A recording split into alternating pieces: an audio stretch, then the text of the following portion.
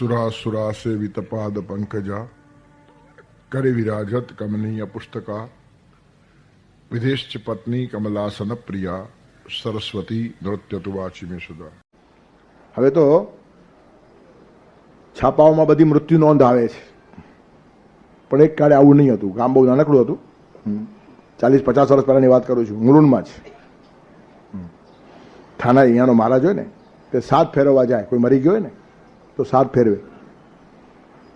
છાપામાં નિરાની જુએ, બિલ્ડિંગમાં ચોકમાં ઊભો રહે ને પછી બોલે, નામ બોલે આખું, અને ફલાણો ફલાણો પાછો થયો આ એમ કે. ત્યારે મારા બાપુજી હસતા હસતા કહેતા કે એમાં 2 અર્થો છે. અહીંયા આવ્યો તો પાછો થયો એટલે ગયો, અને મહારાજ ભેગું ભેગું એમ કે છે પાછો થયો આય, અહીંથી ગયો પાછો ક્યાંક જન્મી ગયો, પાછો થઈ ગયો એટલે અહીંથી ગયો, ચિંતા નહીં કરો, પાછો થયો. ત્યારે ગયો થયો આ પરાવર્તન ચાલે છે ને એ પ્રયાણકાળ, અને જે દિવસે પાછો નહીં થાય ત્યારે અંતકાળ. અને અંતકાળ ત્યારે જ આવે કે જ્યારે સ્મરણ મુક્ત આ કલેવરમ, પરમાત્માનું અંતિમ સ્મરણ હોય ને તે વખતે મગજમાં બીજું કશું જ ન હોય. એનું કારણ જિંદગીભર આવો બોજો એને રાખ્યો જ નથી. જીવન મુક્ત પછીની અવસ્થા છે મુક્તિ. ત્યારે જિંદગીભર જેનું ભગવાનનું સ્મરણ ચાલે છે અને જેનામાં કોઈ અહંકાર છે જ નહીં, એનું કારણ કશું મારા લીધે ચાલે છે એવું માનતો જ નથી. તમને અગવડ ક્યારે થાય છે? મારા લીધે ચાલે છે અને હું નહીં હોઉં તો શું થશે, એ મરણનો ત્રાસ છે. પણ જીવતા જ કશું મારા લીધે ચાલતું જ નથી એમ તમે માની લો તો મરણ વખતે કોઈ ત્રાસ ના થાય. અને ખરેખર સાચી વસ્તુ સમજવાની જરૂર છે. ખાલી આપણા વગર કોઈનું કશું અટકે નહીં. આપણા પહેલાં પણ નહોતું અટક્યું અને પછી પણ નથી અટકવાનું. મારા વગર દુનિયાનું અટકી પડશે એમ કહેનારા અનેક શહેનશાહો, સમ્રાટો, બાદશાહોથી કબ્રસ્તાનો ભરેલા પડ્યા છે, જેનું નામ નિશાન કોઈને ખબર નથી. એક કાળે જે લોકો પૃથ્વીને ધ્રુજાવતા હતા. તેથી ઘણા માણસો કહે છે અમે ભગવાનને ન માની અને સારા કામ કરે, શું વાંધો છે? બહુ મોટો વાંધો છે. ભગવાનનું સ્મરણ કર્યા વગરના કરેલા સારા કામો તમારામાં અહંકાર નિર્માણ કરશે, અને અહંકાર પતનનું કારણ છે. એ ત્યાં પણ પરમાત્મા બહુ જરૂરી છે. આજે એક પણ ફેશન છે, પણ ભગવાનને માનીએ કે ન માનીએ, ઘણા માણસો બોલે બી છે અમે મંદિરમાં આવેલા ભગવાનને માનતા નથી, અમે તો માણસમાં આવેલા ભગવાનને માની છે, માણસની સેવા કરીએ છીએ. બહુ મોટો તિસ્મારખા થયો છે. તું વસિષ્ઠની ભાષા બોલે છે, પણ એ પાછળ કેટલો મોટો અહંકાર છે. તું માનવનું કલ્યાણ કરનારો કોણ છે? તું ભગવાનની પૂજા કર તો તને માનવ સેવાનો પણ અહંકાર નહીં આવે. હું માણસને ઓળખતો જ નથી, ભગવાનને ઓળખું છું એમ કહો. આ તો ઊંધું બોલે છે. હું ભગવાનને ઓળખતો નથી, મંદિરમાં આવેલા ભગવાનને ઓળખતો નથી, હું માણસમાં આવેલા પરમાત્માને ઓળખું છું. વાર છે, હજારો જન્મારા લાગશે સ્થિતિ આવતા. એના કરતાં એમ કે ને કે હું માણસને ઓળખતો જ નથી, પરમાત્માને ઓળખું છું અને એની પૂજા કરું છું. એમાં કોઈનું સારું થઈ ગયું તો ભલે થઈ ગયું. પછી લોકો તમારા માટે ગમે તે બોલે, તમને કંઈ લાગશે જ નહીં. તમે ભગવાનની પૂજા કરો છો, તમે ક્યાં માણસોની સેવા કરો છો? તેથી માણસોની સેવાને પણ ભગવાનની પૂજા સમજો. અને આપણે ઊંધું સમજીએ છીએ. જનતા જનાર્દન, જનતા જનાર્દન, જનાર્દન જ જનતા થઈને ફરે છે. તેથી જનતાને જનાર્દન સમજવી કે જનાર્દનને જનતા સમજવી, આ પાયાનો ફરક છે. અને ઘણા લોકોના ધ્યાનમાં આવતું નથી અને પછી પસ્તાય. 25-50 વર્ષ સેવા કરીને માથું કૂટે કે આ સમાજ નગુણો છે, અમે આટલી સેવા કરી પણ કોઈને કદર નથી. તો સેવા કરી શા માટે? પૂજા કરવી હતી. ભગવાનની પૂજા મેં કરી છે, ભગવાન ખુશ થયા, મને આત્મ પ્રસન્નતા મળી, કરતી વખતે આનંદ મળી ગયો. મને કંઈ જોતું જ નથી. કરતી વખતે જ આનંદ હોવો જોઈએ. તમે કોઈને જમાડો છો ને, જમાડવાનો આનંદ છે, પછી તમને થેન્ક યુ કે એનો આનંદ તો બહુ હલકી વાત થઈ ગઈ.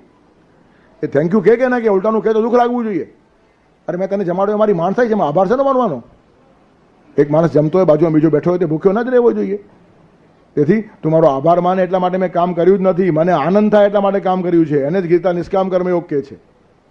એટલે પરમાત્માની પૂજા તરીકે જે કામ થાય ને એ જ સારું કામ થાય, નહીં તો અહંકાર નિર્માણ થશે. અંતકાલ એ છે મામેવ સ્મરણ, ભગવાન મારું સ્મરણ કરો, મારું સ્મરણ કરો એમ શા માટે કહે છે? એટલા માટે કહે છે તને અહંકાર ના આવે. નહીં તો સત્કર્મનો બહુ ભયંકર અહંકાર હોય છે. સારા કામ કરનારા માણસો એટલા બધા અહંકારી હોય, એની ભાષા નમ્ર હોય તો પણ અહંકારી હોય. ભાષા નમ્ર અને અંદર ભયંકર અહંકાર હોય. આપણે તો કશું કરતા નથી, બધું ભગવાન કરે છે, ઉપરથી બોલે, પણ અંદર પાકી સમજણ હોય કે મારા વગેરે કાંઈ થાય નહીં, કરી તો જુઓ ખબર પડે. આ બધા અંદરના તાર છે, અને એ અંદર બેઠેલો છે ને એની પાસે કંઈ બનાવટ ચાલતી નથી. તમે ગળા ઉપરથી શું બોલો છો એ સાંભળવા એને ફુરસદ જ નથી. એનું કારણ તમારા હૃદયમાં એનું સ્થાન છે ને ત્યાં જે વાંચી લે છે કે અંદર શું છે. સર્વસ્ય ચાહમ હૃદય સન્નિવિષ્ટ. તેથી સેવા કરતી વખતે પણ મામેવ સ્મરણ, મારું સ્મરણ રાખો તો અહંકાર આવશે નહીં, અને અહંકાર તો પતનની નિશાની છે. તેથી ભગવાનનું સ્મરણ કરીને જે બી કામ કરશો તે પૂજા થઈ જશે અને તમારા પર બોજો આવશે નહીં. હું કશું કરતો નથી, પરમાત્મા જ કરે છે, મને નિમિત્ત બનાવે છે. નિમિત્ત માત્રમ ભવ સવ્યસાચીન.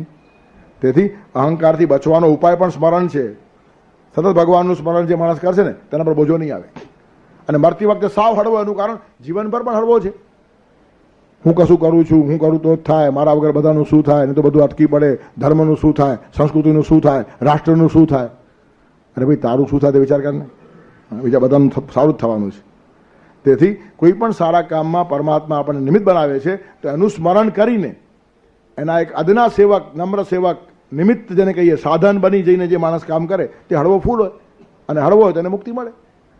તેથી અહીંયા જ જે માણસ બોજો લઈને ફરતો નથી તે માણસ હળવો હોય. જરા હસતા રમતા જીવો, જગત બદલાઈ જશે. શિરે ભાર લઈ ફરશો તો જીવન કરમાઈ જશે. એ માણસનું મોત ખરાબ થઈ જાય જે માણસ અહંકાર રાખીને ફરતો હોય. કોઈ પણ અહંકારી માણસનું મોત સારું નથી હોતું, માસા ગમે તે બોલે.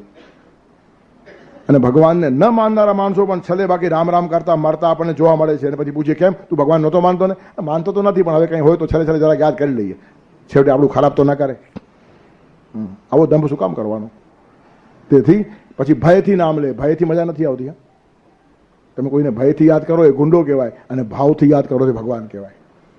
ત્યારે ભગવાનને જો ભયથી યાદ કરતા હશું ને તો ભગવાન સાથેનો આપણો વ્યવહાર બહુ ખરાબ છે. ગુંડાઓને પણ લોકો સલામ કરતા હોય છે ને, અને પહેલી કરે. દુર્જનમ પ્રથમમ બંદે, પહેલું નમસ્કાર દુર્જનને અને પછી સજ્જનને. એનું કારણ સજ્જન નારાજ નહીં થાય, આ તો હેરાન કરી નાખશે. તો ભગવાન શું એવા છે? તેથી ભયથી સ્મરણ નહીં, પ્રેમથી સ્મરણ. અને પ્રેમથી સ્મરણ થાય તે જ સાચું. ત્યારે અંતકાલે ભગવાનનું પ્રેમમય સ્મરણ, ભયથી સ્મરણ નહીં, સ્વાર્થથી સ્મરણ નહીં. વસ્તુ કાં તો કંઈ મેળવવાને માટે સાધન તરીકે ભગવાનનો ઉપયોગ નહીં. હું સાધન છું ને ભગવાન સાધ્ય છે. મારું પ્રત્યેક કર્મ એ ભગવાનની પૂજા છે. યદ્યત કર્મ કરોમિ તત્તદ અખિલમ સંભોસ તવારાધન. હું જે જે કામ કરું છું ભગવાન તારી પૂજા છે, આવી એક ધારણા નિર્માણ થાય ને. પણ એના માટે જિંદગી આખી તેવી જીવવી પડે. સર્વેત્ર સુખિનઃ સંતુ, સર્વે સંતુ નિરામયા, સર્વે ભદ્રાણિ પશ્યન્તુ, મા કશ્ચિત દુઃખમ.